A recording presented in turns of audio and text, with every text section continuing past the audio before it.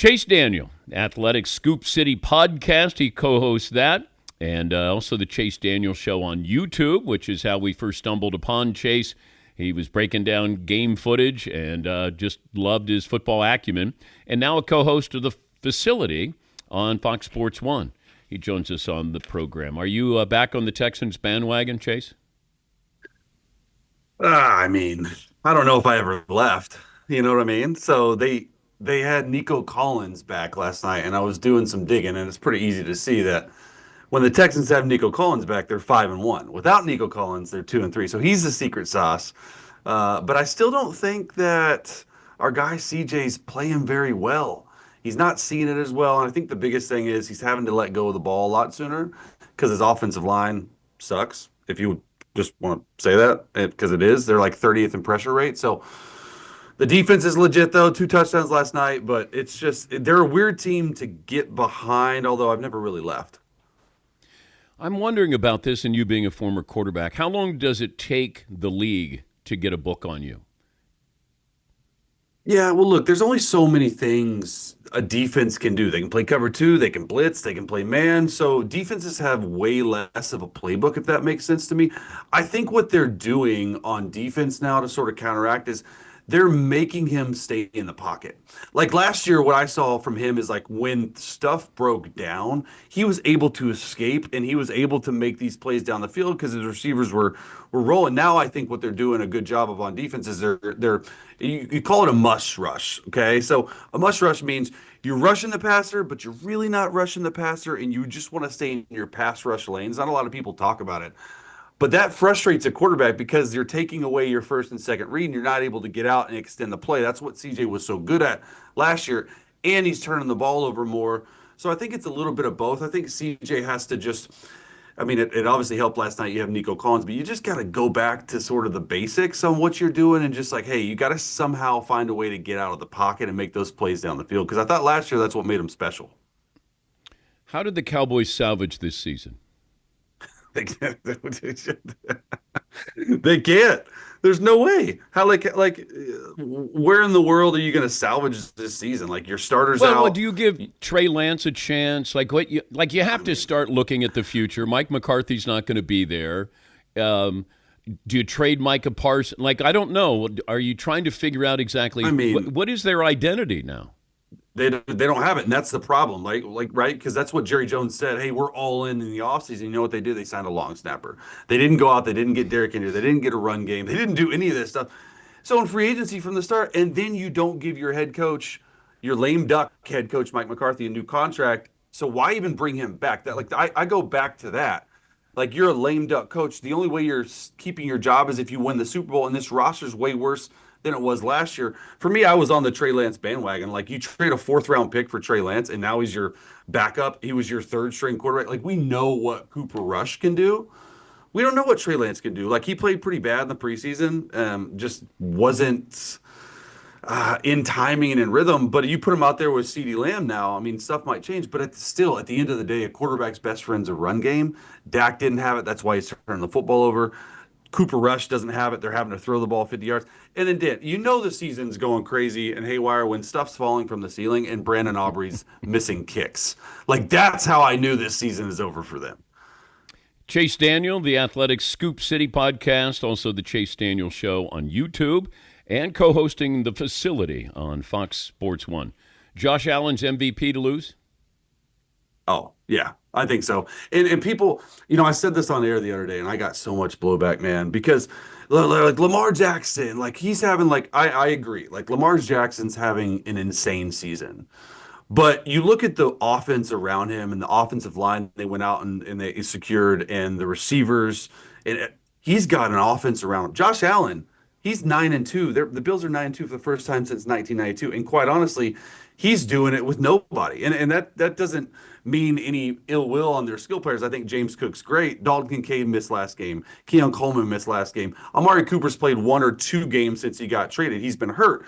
So what Josh has been able to do right now, he's the most valuable player. And people sometimes forget it's the most valuable player. It's not the best player. Like I would say the best player right now, even with a bad game, is Lamar Jackson. But what Josh is doing and Joe Brady's doing is special. So I mean, when you beat the Chiefs too, like just sign me up for that Josh Allen experience. If not the Lions in the NFC, then who? No, it's the Lions. It's it's the Lions. Like for me, I like what the Eagles are doing. However, I still feel strongly that Jalen Hurts is not playing his best football. And the Eagles are doing what they're doing offensively because of Saquon Barkley and that offensive line. Like if you take Saquon Barkley off the Eagles, I don't know if they are where they at right now. But when you watch the Lions play, they're on the different level. Like Ben Johnson, Jared Goff, you could put Jared Goff in the top five of the MVP race, even with a 5 interception game. Like you throw 5 interceptions at a contender in the Houston Texans, and you somehow find a way to win. Like it's never been done since it's like the last time it's been done is like 1970. You come back from 15, you throw 5 interceptions. So if I had to pick, and I'm not all in on the Eagles. I think they're a good team. I think defensively, Vic Fangio's not getting enough credit for what he's doing, especially since the bye week. But I mean, reluctantly, I'll say the Eagles just to appease you. I never thought we would read a headline or even consider the Ravens making a change at kicker with Justin Tucker. Like he was the sure thing. If there was a Mariano Rivera of football players or kickers, Justin Tucker would be one of those names. What happens to a kicker like this when all of a sudden he's not who we thought he was? Yeah, I mean, look, Justin Tucker is going to go down as one of the greatest, if not the greatest, kickers of all time. I heard Eddie Pinero just passed him for the most accurate kicker in NFL history, right? And it's sort of tough to see like someone like a Mariano Rivera that you just know is going to get it done and struggle. He's already missed as many kicks as he did last year. And it's not even long kicks, it's these short kicks. It's almost like you have the yips in baseball. And it just seems when he's kicking the football, he's not kicking it the way we're all used to. So for like fans, just in general, it's tough. There's really nothing you can do because like when you're at practice with the kickers, like you see them working on the side. In offense and defense going, they're just always working on the side and they'll come and have one special teams period and kick. It's almost like more mental. I mean, it is more mental because physically he can still do it, right? I think you got to make some long kicks. You got to make a game-winning kick or something like that to get it back. But what used to be an automatic three is just not anymore. And the Ravens have lost some games because of it. Yeah. Trying to understand the Caleb Williams situation. Can you put yourself in his position right now of why is he struggling where Bo Nix is lighting it up, Drake May shows more promise, and certainly Jaden Daniels? Yeah, I mean, you hit it, right? Like Caleb Williams, in my opinion, is the fourth quarterback right now in terms of play, in terms of development. And I don't want to put too much on coaching, but I do agree that like the first 4 or 5 games of the year, Shane Waldron, he was calling a very pro-style offense, almost like he did with Justin Fields, or like what Luke Getsy did with Justin Fields is like almost the same offense where you're under center, you're play action, you're trying to do too much at the line of scrimmage. I think you put too much on the rookie. And when you do that and you don't have success, mentally your mind goes to like, can I handle this? Can I handle this league? And he's confident on the outside, right? But you could tell mentally he wasn't seeing it the last few games. But I do like what Thomas Brown did. He got back. He's running the football. I think they ran it 30 times in the first half. So while Bears fans are frustrated because really the whole franchise of all the quarterbacks they've had has been frustrating. They've never had a 4,000-yard passer. They've never had 35. I get that.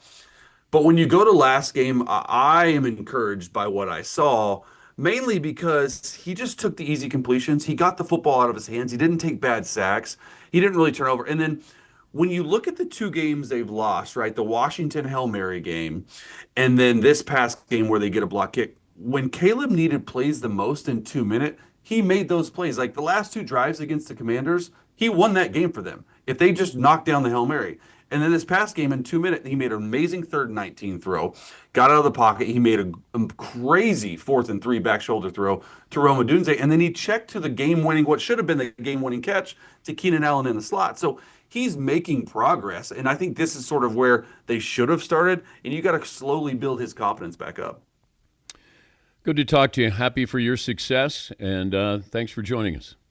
Hey, I got a question. What's the deal with Happy Gilmore 2, man? Are you in it? And when's it coming out? Like where's this whole thing going? I'm shooting December 5th, my scene. Oh, let's And I go. think it's probably going to be 4th of July, like summer blockbuster. But they're keeping it.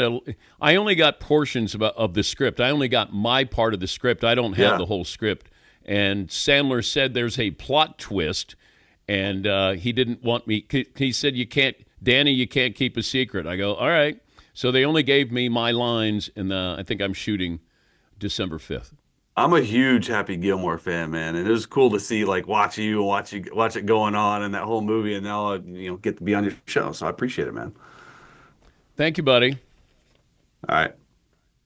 That's Chase Daniel, the Athletics Scoop City podcast. Diana Rossini, they co-host that. The Chase Daniel Show on YouTube and the Facility on Fox Sports 1.